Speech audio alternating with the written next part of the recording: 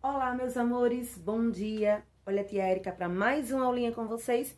E hoje a nossa aulinha é de História. Então, ó, vamos abrir o livrinho aí na página 309. Na página 309 vocês vão encontrar o Egito Antigo. Então, nós vamos conhecer um pouquinho a história daqueles povos, não é? Que viviam ali em grandes mudanças de vida, mudanças de hábito, à procura de uma vida melhor, não é isso? E eles viviam assim, andando de cidade em cidades, até que descobriram a agricultura, como a gente já viu nas aulas anteriores. Então, como foi que surgiu as primeiras cidades? E essas primeiras cidades surgiram nas margens dos grandes rios.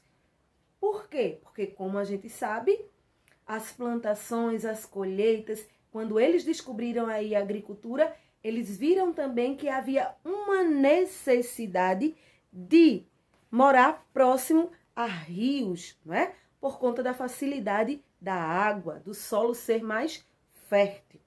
Então, vamos acompanhar a leitura aí com tia Érica. Vamos lá?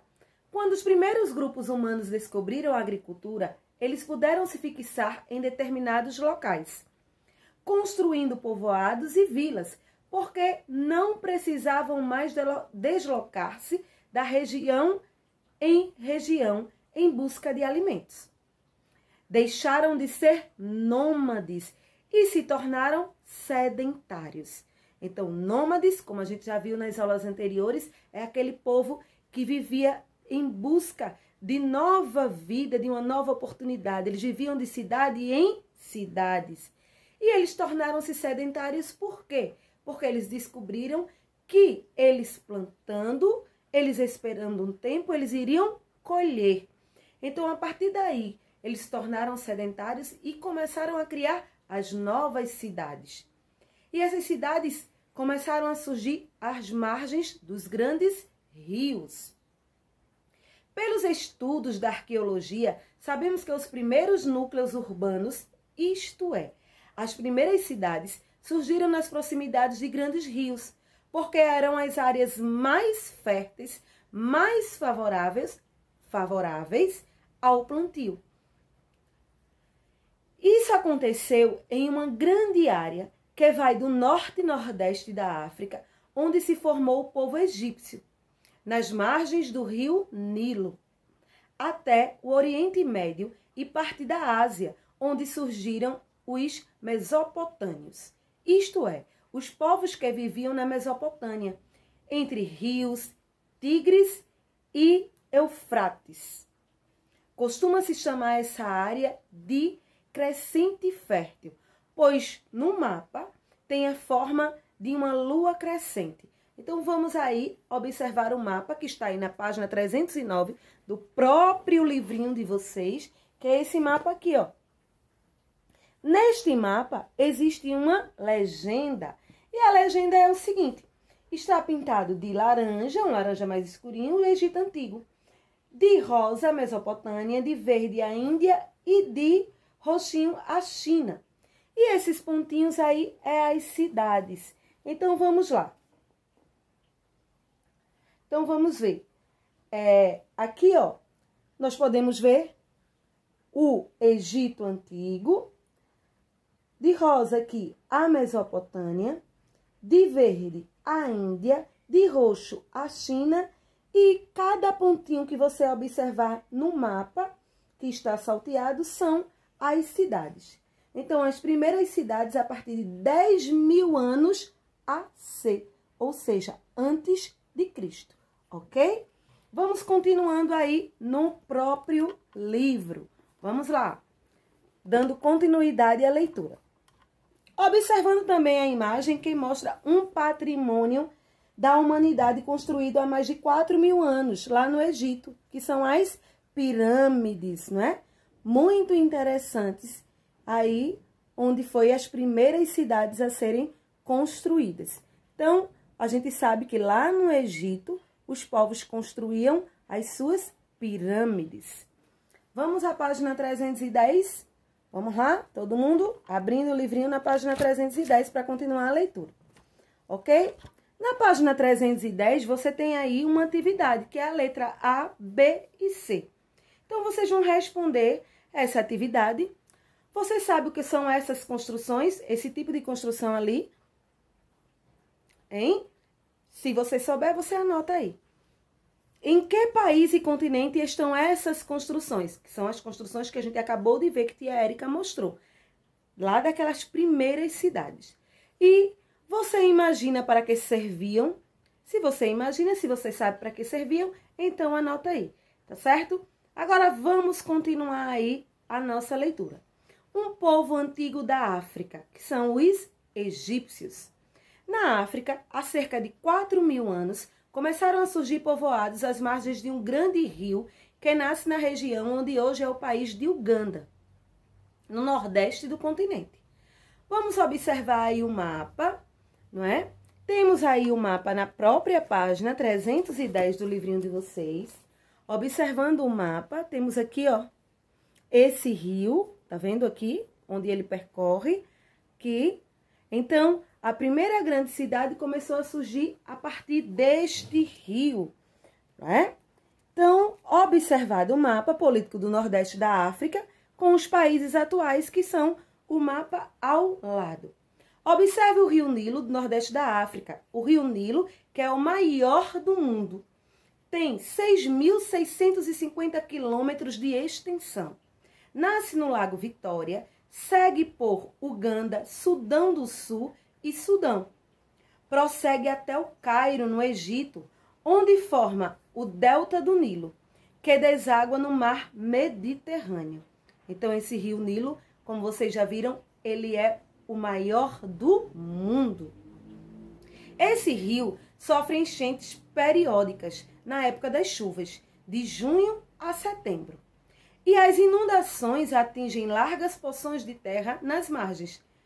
Na vazante, ao retornar ao leito normal, as águas deixam um lodo muito rico em nutrientes, que favorece a agricultura. Assim, para as pessoas que viviam ao longo do Nilo, havia uma abundância de alimentos, pois, além dos produtos agrícolas, elas podiam contar com a fartura de peixes, aves e outros animais que viviam no rio e em meio à vegetação próxima. Começaram a praticar a pecuária, criando animais para consumo e para utilizar no transporte.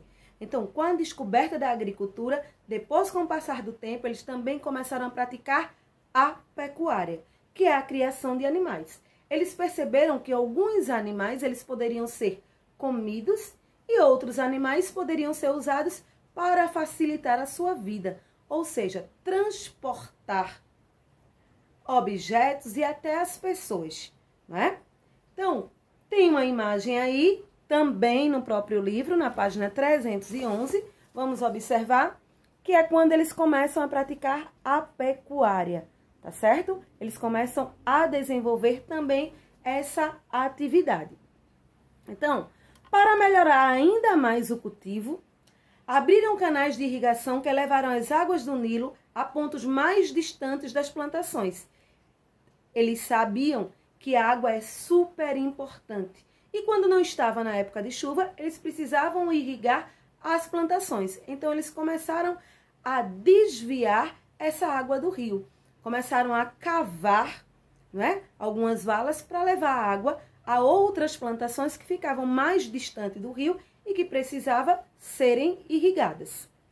Também aprenderam a construir diques. Nessa época, cultivavam cereais, oliveiras, linho, papiro, frutas e legumes variados. O rio servia do meio de comunicação, pois nele se navegava de povoado em povoado. As técnicas de navegação, desse modo, se desenvolveram. A gente sabe que naquela época ainda estava se descobrindo muitas coisas. Não havia navios que existem hoje, não havia canoas, não havia embarcações. Então, vejam só como eles se deslocavam, não é? Era um método bastante interessante, bem diferente do que existe hoje, na verdade, não é isso? Então, aqui, ó, esse era um dos meios de transporte que eles navegavam aí sobre o rio Nilo de um lugar para o outro, ou seja, visitando um povoado para o outro. Antigo papiro egípcio com o desenho de uma embarcação usada no rio Nilo. Então, aí é o desenho dessa embarcação usada naquela época. Para controlar a quantidade das colheitas, o número de cabeças de gado e outros detalhes da produção, os egípcios desenvolveram um sistema de escrita, baseado em desenhos que representavam as palavras. Essa escrita evoluiu até o uso dos hieróglifos. Até o século XIX, a escrita hieróglifa era um mistério para os pesquisadores, mas finalmente ela foi decifrada por um cientista francês.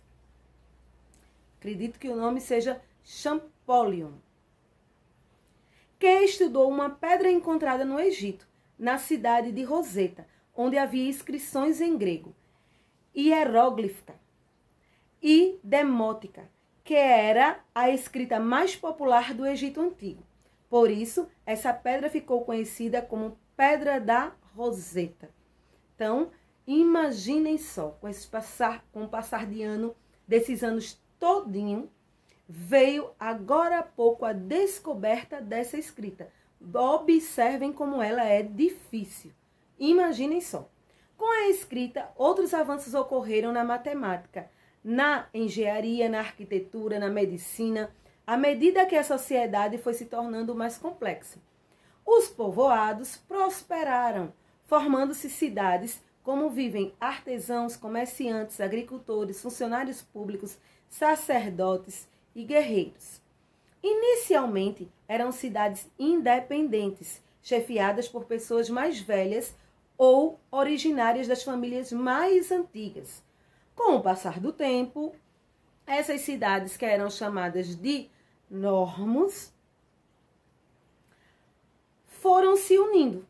Primeiro, houve a união entre os nomos do norte e os normos do sul, formando dois reinados. Mais tarde, os normos do norte e os normos do sul uniram-se em um único império, sob o domínio de um governante que tinha o título de faraó.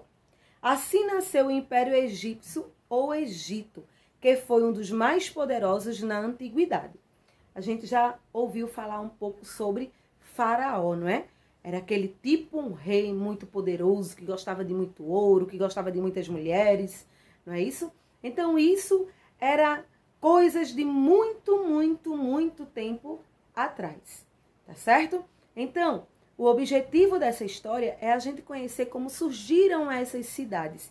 E essas cidades surgiram quando eles começaram a fixar residência próximo a grandes rios. E uma das primeiras cidades foi essa cidade que a gente acabou de conhecer, que fica lá no Egito, que tem essas construções aí exorbitantes, não é? Essas pirâmides. Então, elas foram as primeiras cidades encontradas. Vamos aí à atividade da página 312, que tem assim: marque um X com o que estiver correto. Você vai ler aí os quadrinhos e vai marcar um X apenas na alternativa correta. O segundo, entendemos por crescente fértil uma vasta região que abrange 2 continentes. Quais são esses continentes? Então, a gente viu lá no comecinho da aula 2 continentes que tem o nome por crescente fértil, conhecido, né? Por quê? Quais são esses continentes? Tem lá. Registre o nome de 3 rios importantes no crescente fértil. Vai lá no mapa que vocês vão encontrar, certo?